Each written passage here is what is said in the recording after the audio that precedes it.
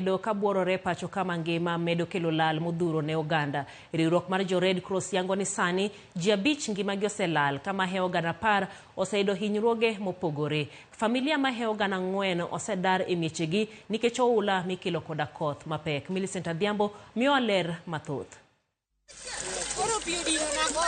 E kaunti ma Kisumu, e sub kaunti ma Nyakach, ma omiere 100 sani pi opongo kendo thoth jodak oseweyo mieregi kadar manyo kar jot e kinde ma gigeno yudo resruok. Kaunti ma Tana River bende sani midhiero mar oula weyo ka jodak dar kamanyo kuonde ma ginyalo jote bang' mieregi kaachiel kod tesendo bila makono pi pongo gino mani ochuno jo Redcross mondo chopo resgi. We need to upscale the level of intervention to now settling people higher rather than moving people higher. That is the gospel we are preaching. Kaluore ni oula makama en gima osebedo kathungo kaunti no kinde ka kinde. Jotelo jiwo jodak makono mondo koro beda kicha mar geng'o masira mora mora minyalo kel kod oula. 2018-2019 we lost 12 people. In the floods of El Nino we lost 21 people.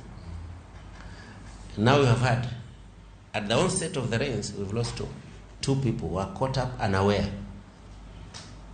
Floods are passing and then they were not prepared that floods would pass here. And they were caught up.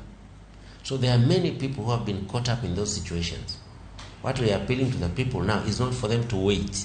They should not wait until they succumb to the floods. The rivers are swelling. We've been disrupted, like he said, on the roads. Up to now, we are managing it. So today, I want to assure our members, like His Excellency the Governor said, that in Tana River County, we are ready.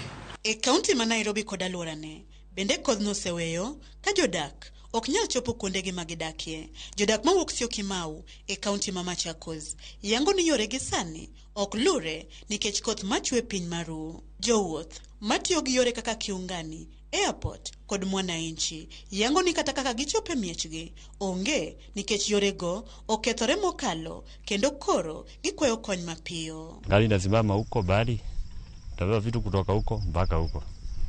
Tena iko na matope, hakuna mahali naweza pitia.